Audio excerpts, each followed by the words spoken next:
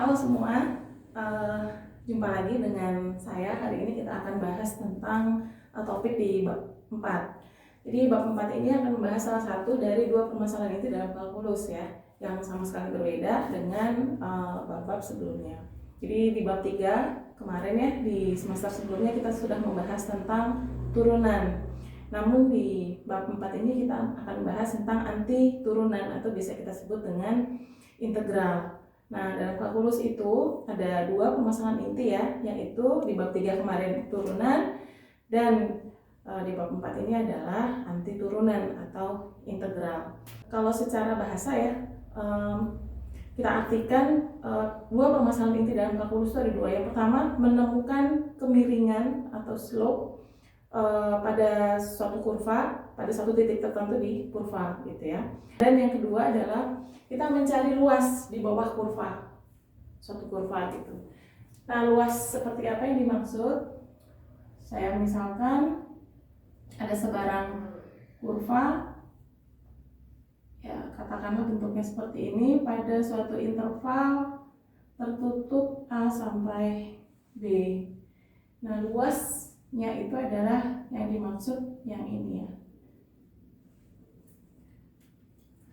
Oke. Sekarang pembahasan kita adalah kalau kita lihat ini kan kurvanya bentuknya nggak reguler ya, bukan segitiga, bukan trapesium, bukan persegi panjang gitu. Kalau di SMA kan kita tahu persis ya, menghitung luas-luas itu kan ada rumusnya. Tapi kalau dengan seperti ini, bentuknya kurva yang tidak dataran seperti ini, bagaimana kira-kira caranya? Oke, jadi kita bisa melakukan yang namanya pendekatan luas. Seperti ini, ada banyak metode. Ada metode trapesium, ada metode persegi panjang, ada metode Simpson dan lain sebagainya. Ada banyak ya. Tapi kali ini saya akan membahasnya dengan menggunakan metode persegi panjang ya. Jadi metode persegi panjang itu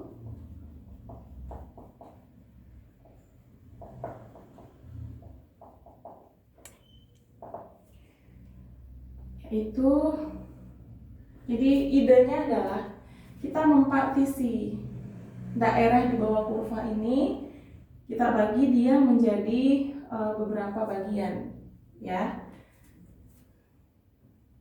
Saya pindahkan ke sini kurvanya, seperti itu ya.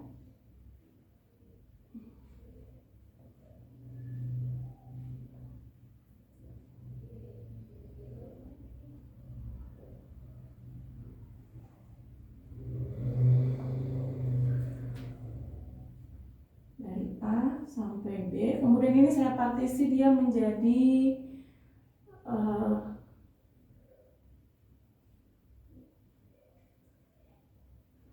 5 bagian.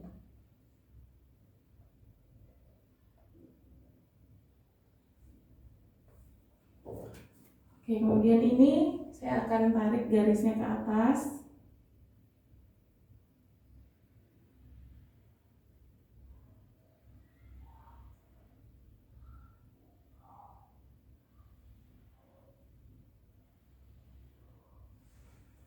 Menjadi 5 bagian yang sama besar. Jadi metode persegi panjang itu adalah bagilah atau partisilah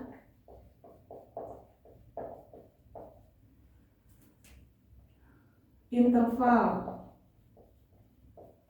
pada kurva menjadi n bagian yang sama besar.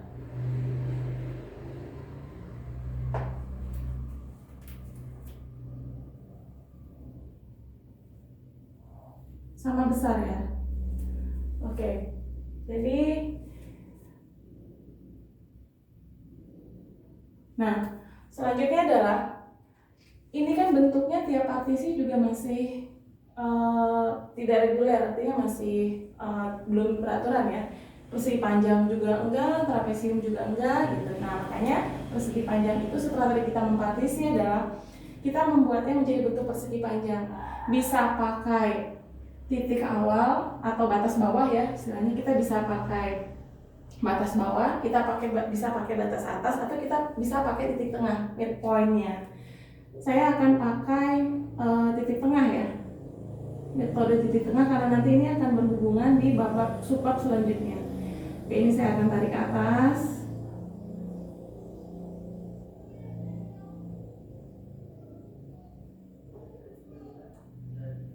Tarik ke atas, tarik ke bawah, sama saja. Intinya ini adalah titik tengah dari setiap partisi yang kita buat ya. Oke, kemudian kita buat persegi panjang dari acuan patokannya titik tengah yang ada.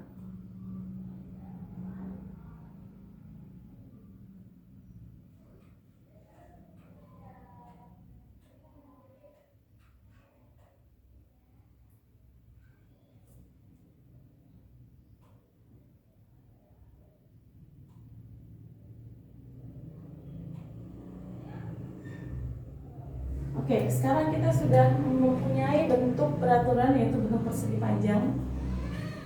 Kita punya 5 partisi.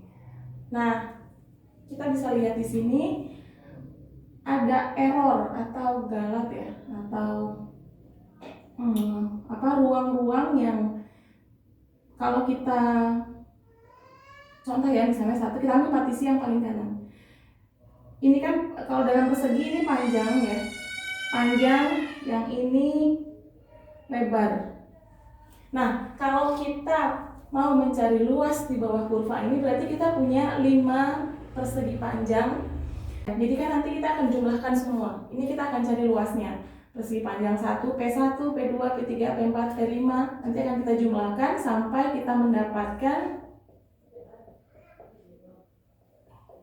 luas. Tapi bukan luas yang sesungguhnya, tapi pendekatan, aproksimasi ya, pendekatan. Oleh karena itu, jadi ini kan karena di persegi panjang yang pertama ada kelebihannya di sini, karena dia di luar kurva, yang paling kelihatan ya. Kemudian nanti di sini di persegi panjang ketiga ada di daerah di bawah kurva yang kosong, tidak masuk ke dalam bagian persegi panjang, berarti dia tidak kehitung gitu kan. Jadi makanya kita sebut dia adalah aproksimasi atau pendekatan, luas, bukan luas yang sebenarnya. Nah, kita bisa lihat di sini, semakin banyak persegi panjang, maka tentu kita akan mendekati luas yang sesungguhnya. Benar ya? Jadi semakin banyak jumlah persegi panjang atau semakin banyak partisi yang kita buat di bawah kurva ini, maka tentu akan mendekati luas yang sesungguhnya, karena persegi panjangnya semakin banyak. Atau dengan kata lain, nanti kan kalau persegi panjangnya semakin banyak, lebar dari persegi panjang itu kan semakin kecil ya. Oke, jadi dengan kata lain, semakin mendekati 0 lebar persegi panjang, maka luasnya ini akan semakin mendekati yang sebenarnya, atau aproksimasi kita, pendekatan kita akan semakin baik dengan luas yang sesungguhnya.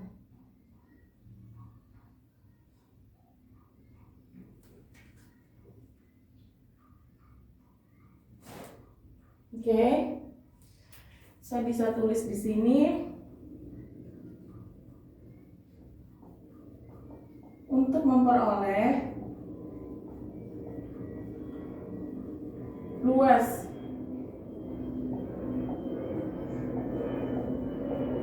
yang mendekati sebenarnya,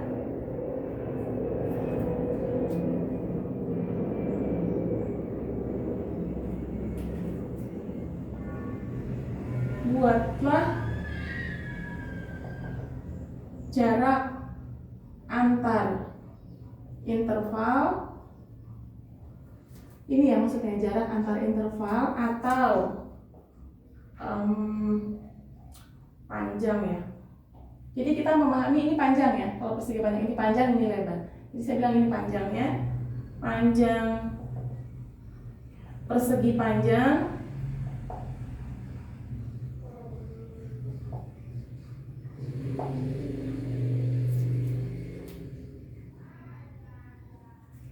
mendekati 0.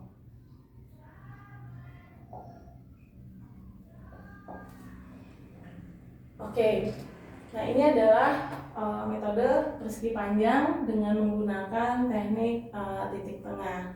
Ini pengantar ya, pengantar dari penjelasan mengenai pembahasan luas. Oke, yang berikutnya adalah anti turunan, metode anti turunan.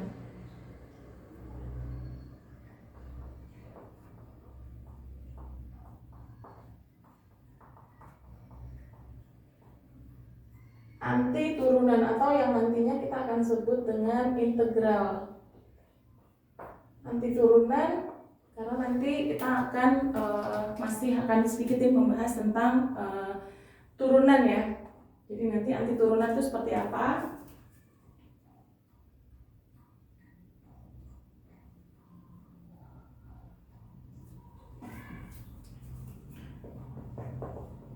Jika AX adalah fungsi luas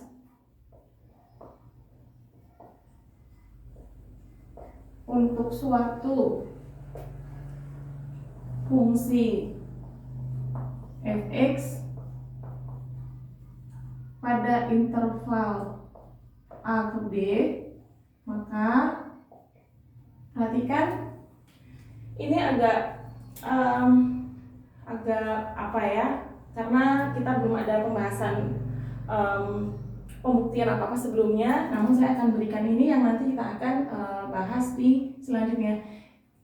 Terima mentah-mentah dulu ya di lep gitu. Jadi maka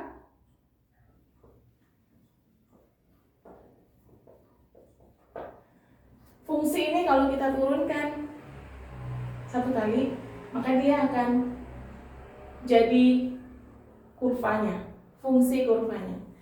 Sebelum kita ke sini, yang bawah ini, sebelum kita ke sini, perhatikan dulu ya. Jika AX adalah fungsi luas untuk suatu fungsi fx pada interval AB, contohnya ini ya, misalnya. Jika AX ini ya, ini adalah fungsi luasnya ya, untuk suatu fungsi fx, jadi ini tuh adalah fx-nya.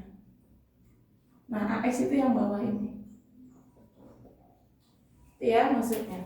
Jadi jika X adalah fungsi luas untuk suatu fungsi fx pada interval tertutup AB, maka turunan dari fungsi luasnya itu adalah fungsi ada kurvanya, fungsi fx.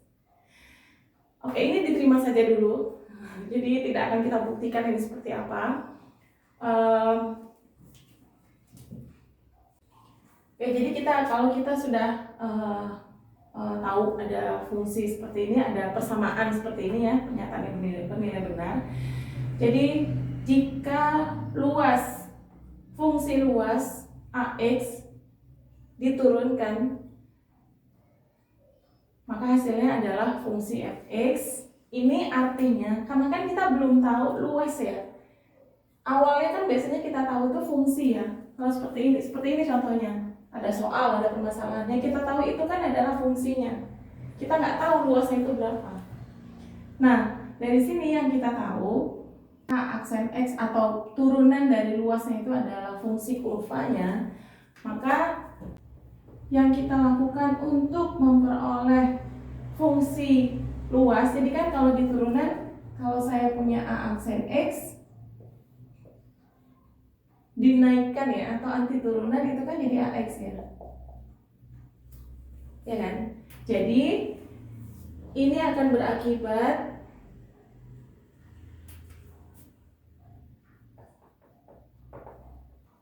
akibatnya untuk memperoleh fungsi luas di bawah kurva fx adalah dengan cara apa ya, kalau di komputer, di laptop tuh kita taunya undo ya, undo itu adalah undo, atau kita naikkan ya dengan cara Saya mungkin pasti pakai istilah yang undo ya, diundo gitu, atau anti turunankan istilahnya, jadi lucu ya, tapi yang penting mengerti lah ya. Jadi kalau ada turunan begini, untuk memperoleh fungsi luasnya adalah dengan cara kita naikkan, anti turunankan fungsi fx, karena yang kita tahu adalah fx-nya kan. Nah, karena kita punya persamaan a aksen x sama dengan fx, maka ini yang kita naikkan untuk mendapatkan fungsi luas ax-nya. Sampai sini bisa mengikuti ya. Baik, sekarang kita ke contoh. Saya hapus.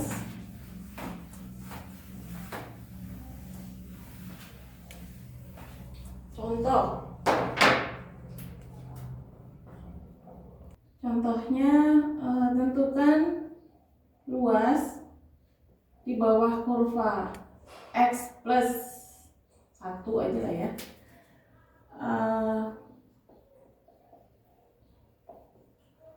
Pada interval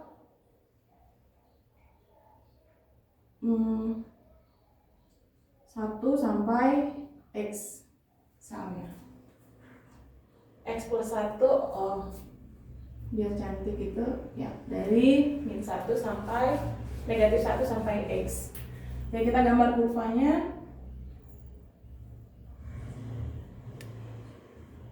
Di bab sebelumnya, di semester sebelumnya kita sudah belajar tentang bagaimana menggambar kurva ya. Ini cuma kurva fungsi linier.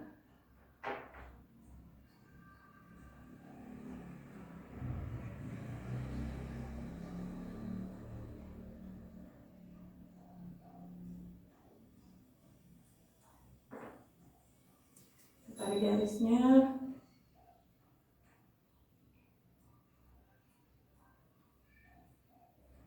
Oke, ini adalah fungsi fx plus 1.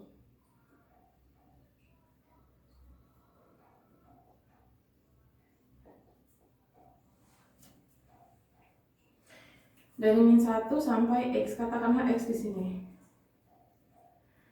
Oke, jadi luas yang dimaksud adalah, ini saya tarik garis ke atas. Luas yang diminta itu yang ini ya, dari -1 sampai x. Oke, ini bentuknya segitiga, jadi gampang kita mencari luasnya.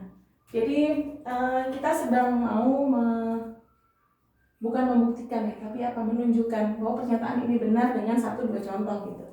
Karena kalau kita membuktikan suatu teorema itu nggak boleh pakai contoh ya, karena dia berlaku kasuistik hanya untuk, tapi ini hanya untuk contoh itu saja gitu. Kalau kita membuktikan teorema pakai contoh itu nggak boleh ya, kalau dalam matematika nggak boleh. Tapi saya akan menunjukkan bahwa kita cukup meyakini saja bahwa pernyataan ini benar adanya, lalu kita tunjukkan dengan 1-2 contoh. Nanti saya akan kasih 2 contoh. Nah, ini contoh pertama, mencari luas, karena ini bentuknya segitiga. Rumus segitiga tahu ya, setengah alas kali tinggi. Ini adalah alasnya.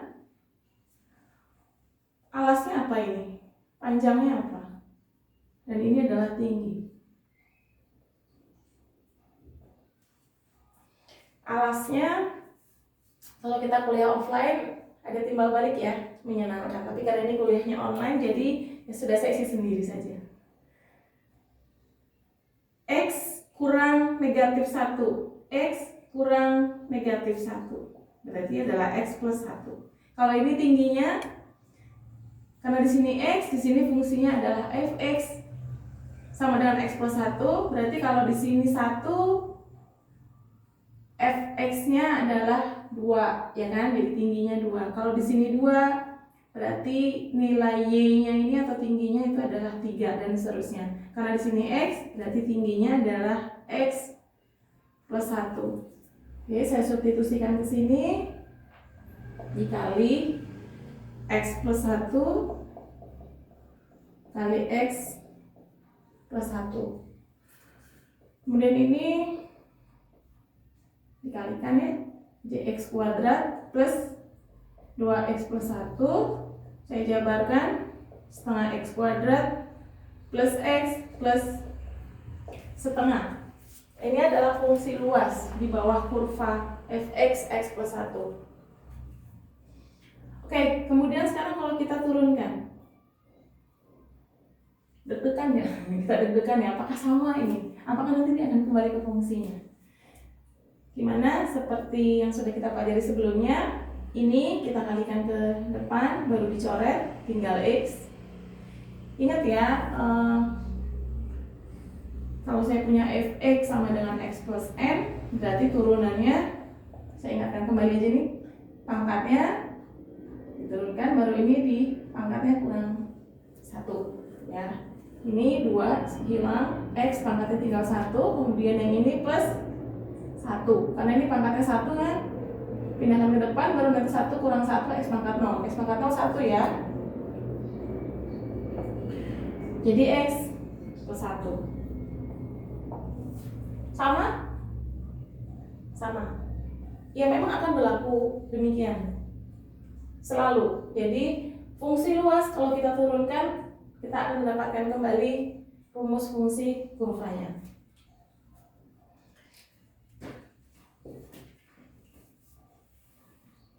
Terus ya, ini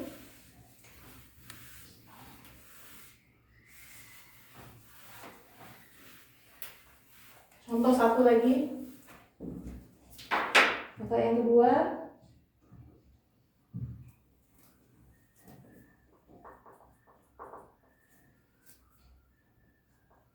Tentukan luas di bawah kurva fx sama dengan x kuadrat pada interval 0 sampai 1. Kita gambar.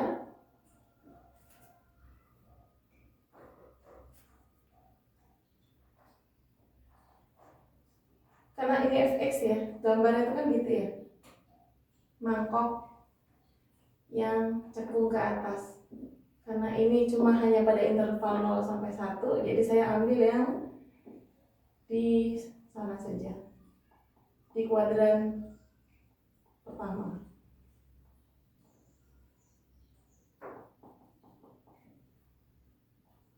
Letakkan di sini 1, berarti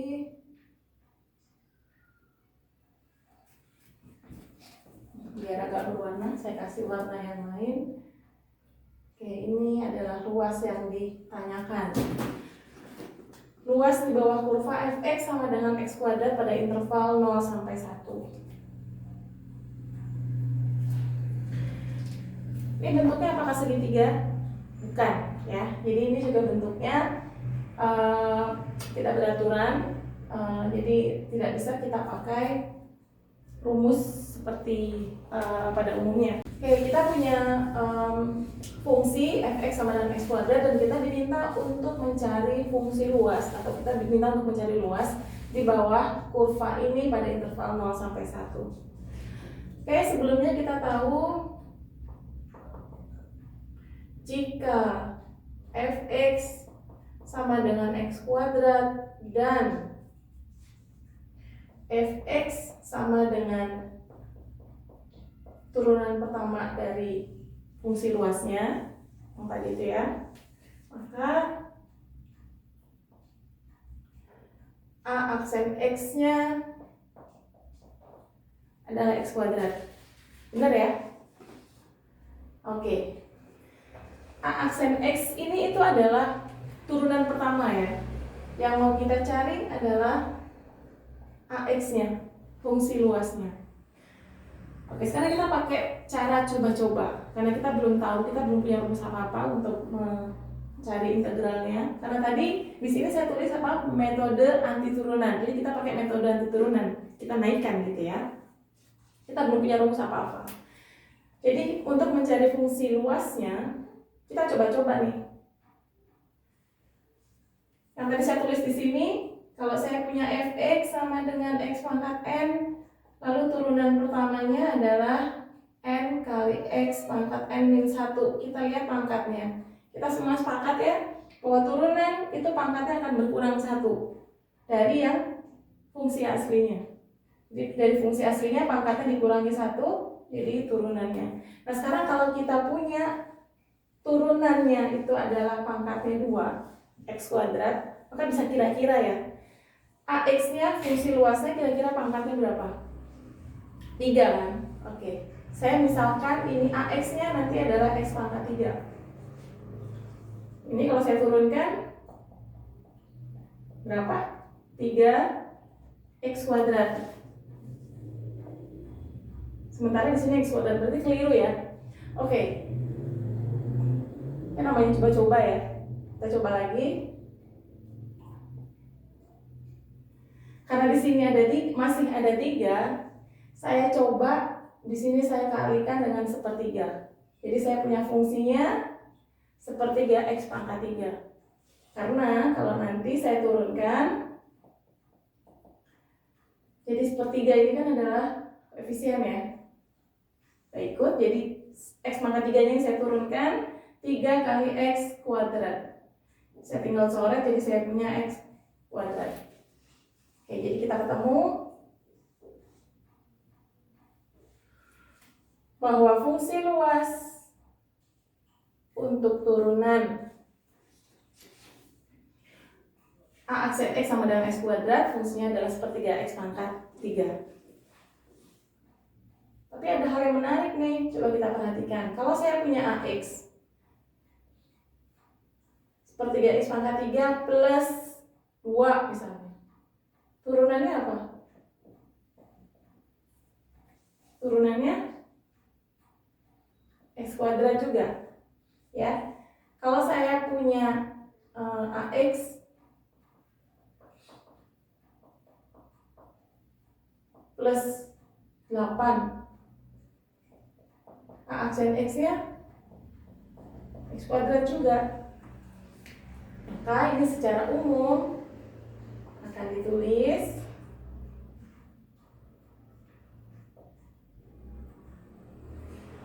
bahwa untuk fungsi yang punya turunannya x kuadrat, untuk kasus ini saja ya, anti turunannya fungsi luasnya adalah x pangkat 3/3 plus c.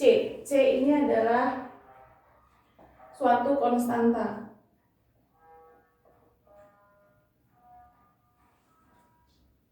C adalah suatu konstanta. Oke, kita sudah dapat fungsi luas. Masih fungsi ya, belum nilai ya. Pertanyaan ini adalah kita diminta untuk mencari luas. Ini masih fungsi, dan di sini masih bentuknya masih umum, konstanta. Tugas kita selanjutnya adalah mencari nilai konstanta ini berapa supaya fungsi ini menjadi terdefinisi. Nah, saat nanti kita mencari pada interval 0 sampai 1, kita akan menemukan nilai luas di bawah kurva. Oke, sekarang kita mencari berapakah nilai konstantanya.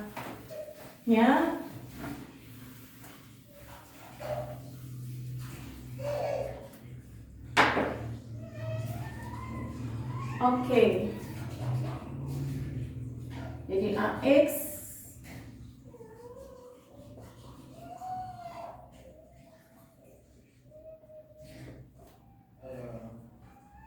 C adalah konstanta, dan kita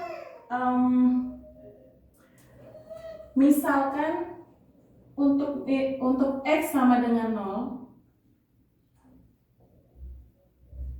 ini nilainya berapa?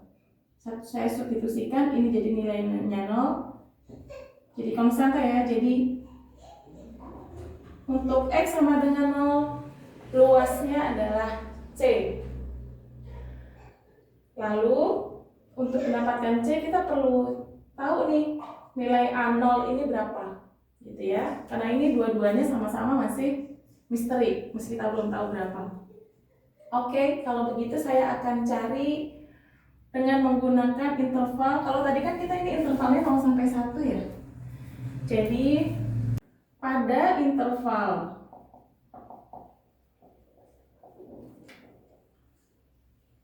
0 ke X, 0 sampai X, maka tadi apa? Fungsi AX-nya adalah ini ya. Dan saat X-nya 0 seperti ini. Nah, sekarang jika kita ambil interval 0 sampai 0, jadi X-nya saya ambil 0. Luasnya berapa?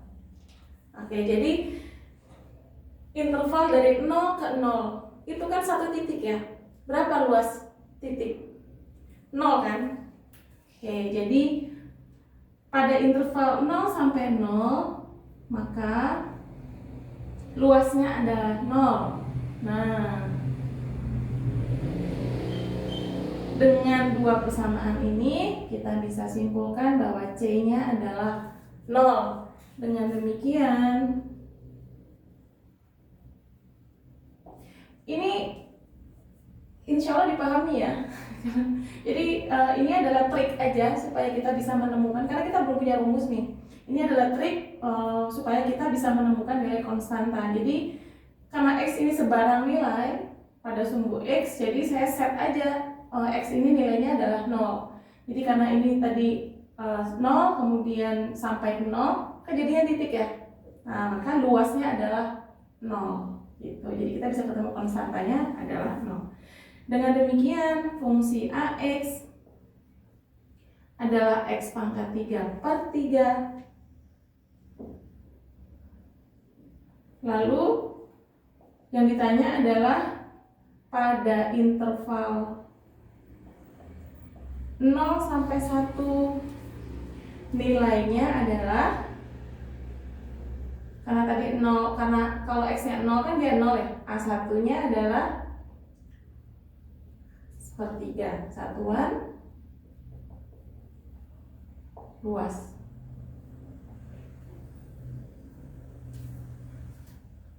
Jadi kita sudah punya jawaban dari soal yang kedua.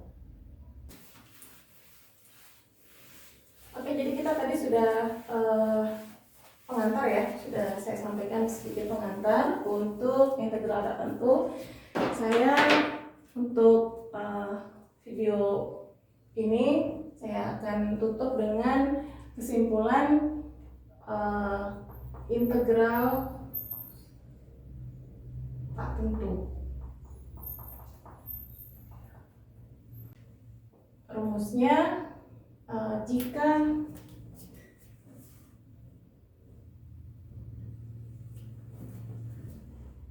diberikan sebuah fungsi f pada interval, pada selang interval i sebarang ya, karena ini indefinite tak tentu, jadi indefinite itu ya pasti berbeda dengan definite ya. Indefinite itu tidak ada batasnya, boundariesnya nggak ada. Kalau ini integral tentu, ada batasnya 0 sampai 1. Jadi kurvanya kalau digambar carilah luas di bawah kurva min 1 sampai 1, min 1 sampai X, apa sampai mana gitu. Nah, itu ada batasnya. Pada interval I maka F besar ya adalah anti turunan dari fungsi F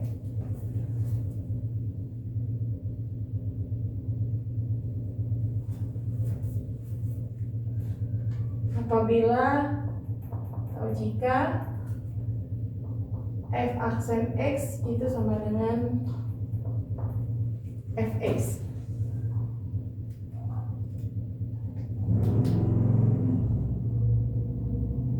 Oke, jadi kalau tadi itu kan di pembahasan sebelumnya ini fungsi secara umum ya.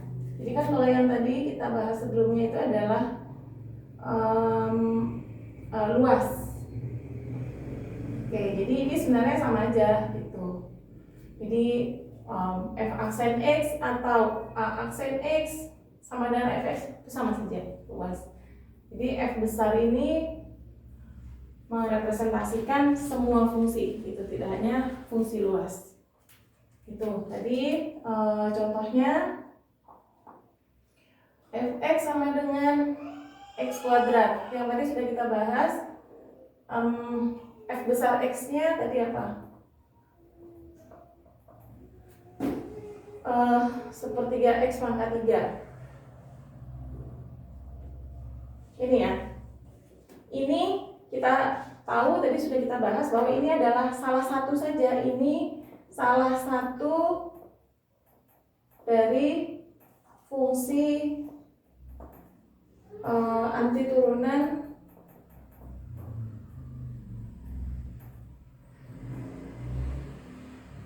fx sama dengan x kuadrat. Karena kenapa?